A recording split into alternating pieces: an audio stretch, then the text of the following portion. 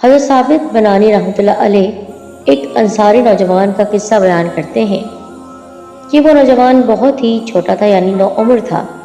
جوان تو ہوا تھا لیکن جوانی کے قریب قریب تھا، لیکن اس کے دل میں جذبہ شہادت بہت زیادہ تھا۔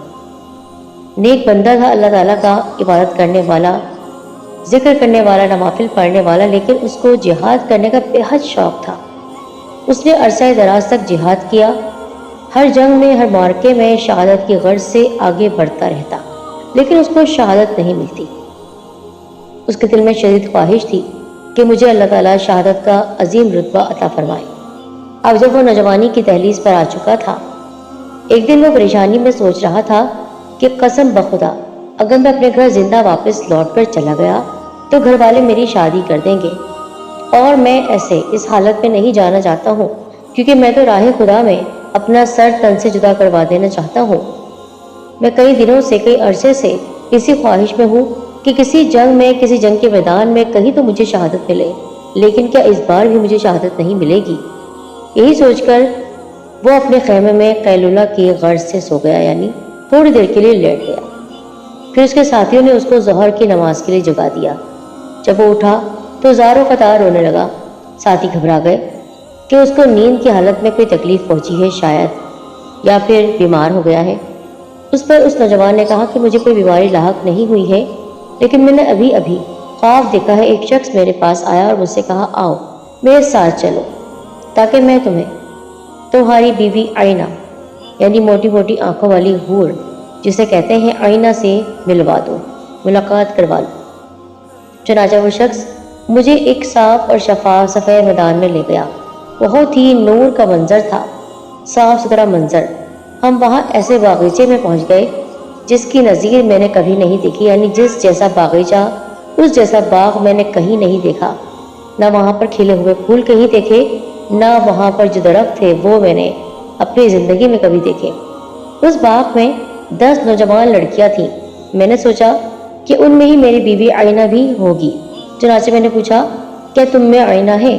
انہوں نے کہا وہ ہم سے آگے ہے، ہم تو ان کی خادمائیں ہیں۔ اس کے بعد میں اپنے ساتھی کے ساتھ آگے بڑھا تو ایک اور باغیچہ نظر آیا جو اس سے پہلے والے باغ سے کئی گنا زیادہ خوبصورت تھا۔ اس میں 20 لڑکیاں تھیں جن کا حسن ان پہلے والی لڑکیوں سے کئی درجے زیادہ تھا، یعنی وہ ان سے بھی کہیں زیادہ حسین تھی۔ ایسا حسن میں نے کبھی نہیں دیکھا تھا۔ میں نے سوچا شاید ان میں آئینہ ہوگی۔ میں نے اسے پوچھا کیا تم آئینہ ہو؟ وہ ہم سے آگے بڑھی۔ انہوں نے کہا آپ آگے بڑھ جائیے، وہ ہم سے آگے ہیں، ہم تو ان کی خادمائیں ہیں۔ چنانچہ اس کے بعد ہم دونوں ساتھ ایک گنبد نما سرخ یاقوت کے ایسے محل میں پہنچ گئے جس کی روشنی سے آس پاس کے علاقے روشن تھے۔ میرے ساتھی نے مجھ سے کہا اس محل میں داخل ہو جاؤ۔ چنانچہ میں داخل ہو گیا۔ اچانک میں نے ایک ایسی خوبصورت عورت دیکھی جس کی روشنی سے محل کی روشنی مان پڑ گئی تھی۔ اتنی سرخ و سفید تھی وہ کہ محل سے پھوٹنے والی روشنی اس کے آگے کم تھی۔ میں وہاں بیٹھ گیا اور کچھ دیر تک اس سے باتیں کی اور اس نے مجھ سے باتیں کی کہ اتنے میں میرے ساتھی نے مجھ سے کہا آؤ چلو واپس چلتے ہیں۔ میں جب مجبوراً جانے کے لیے اٹھ کھڑا ہوا تو اس حور نے میری چادر کے پلو کو پکڑ کر نہایت خوشگوار انداز میں کہا آج رات آپ روزہ ہمارے ہاں افطار کریں۔ جب آپ حضرات نے مجھے نماز کے لیے جگایا اور میں جاگ گیا اور مجھے معلوم ہوا کہ وہ سارا قصہ تو ایک خواب تھا تو میں رونے لگا کہ میرا خواب تھا، میں تو اس کو حقیقت سمجھ رہا تھا۔ تو وہ کہنے لگے ہاں تم نے خواب دیکھا ہوگا اور اللہ تعالیٰ نے ضرور اس کی اچھی تعبیر رکھی ہوگی۔ پھر اس کے بعد جنگ شروع ہو گئی اور وہ جنگ میں لڑتے رہے۔ نوجوان بہت ہی افسردہ تھا، کیا سچ میں میری بیوی جو مجھے خواب میں نظر آئی ہے اس سے میری ملاقات ہوگی؟ حقیقت میں ملاقات ہوگی۔ راوی بیان کرتے ہیں اس قصے کو سنائے زیادہ وقت نہیں گزرا تھا کہ مجاہدین نے آواز دی یا خیر اللہ ارکبی وفی الجنہ فارغبی، اے اللہ تعالیٰ کے شہسوارو اور جنت کی طرف چل پڑو۔ چنانچہ سارے لوگ سوار ہو کر دشمن کی طرف چل پڑے اور دن بھر دشمن سے مقابلہ ہوتا رہا۔ جب شام کا وقت آ گیا اور روزہ کھولنے کا اعلان ہوا تو اس وقت وہ نوجوان شہید ہو گیا جس نے دن بھر روزہ رکھا تھا، یعنی روزہ افطار اس نے اپنی بیوی کے ساتھ ہی کیا جنت کے اس خوبصورت سے شاندار سے نادر و نایاب محل میں، یعنی وہ خواب سچا تھا، یعنی اپنے دل میں جہاد کی لذت کو لے کر، شہادت کے جذبے کو اپنے دل میں پرو کر وہ نکلتا تھا۔ اللہ تعالیٰ نے اس کو شہادت کا مرتبہ دے دیا اور روزے کی حالت میں وہ اس دنیا سے گیا۔ اللہ تعالیٰ نے اس کی بیوی کی ملاقات اس سے دنیا میں ہی کروا دی تھی۔ سبحان اللہ، یہ ہوتے ہیں وہ نیک نوجوان جو اللہ تعالیٰ کی راہ میں جوانی میں ہی اپنے سر کو جھکا دیتے ہیں، اپنے آپ کو گناہوں سے بچاتے ہیں، اپنے آپ کو ایسے حرام کاموں سے بچاتے ہیں جو اللہ تعالیٰ کو پسند نہیں ہے۔ اللہ تعالیٰ نے اس نیک نوجوان کو جو درجہ عطا کیا، اللہ تعالیٰ اپنے خاص بندوں کو یہی درجات عطا فرماتا ہے، اور یہ سب واقعات ہمارے لیے اصلاح کے لیے، ہماری اچھائی کے لیے ہی ہیں۔ اللہ پاک ہمیں توفیق دے کہ ہم ایسے نیک لوگوں کی راہوں پر چلتے رہیں۔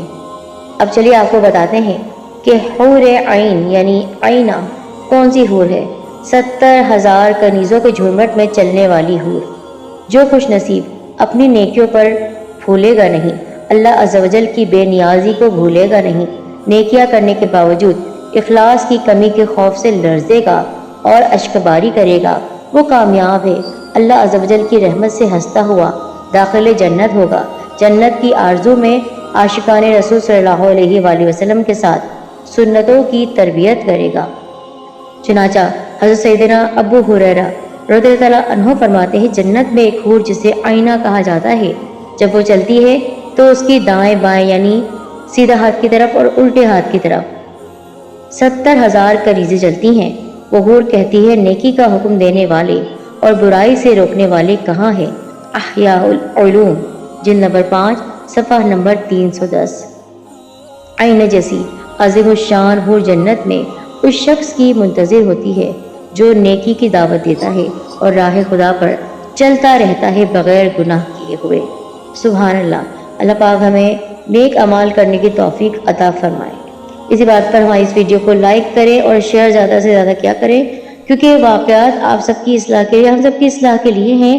ان کو اگر کوئی سن کر آگے بڑھاتا ہے تو یہ صدقہ جاریہ ہے، اور صدقہ جاریہ کی نیت سے، ثواب کی نیت سے ہماری ویڈیوز کو، ہمارے واقعات کو، ہمارے تمام وظائف کو شیئر ضرور کیا کریں۔ جزاک اللہ خیر۔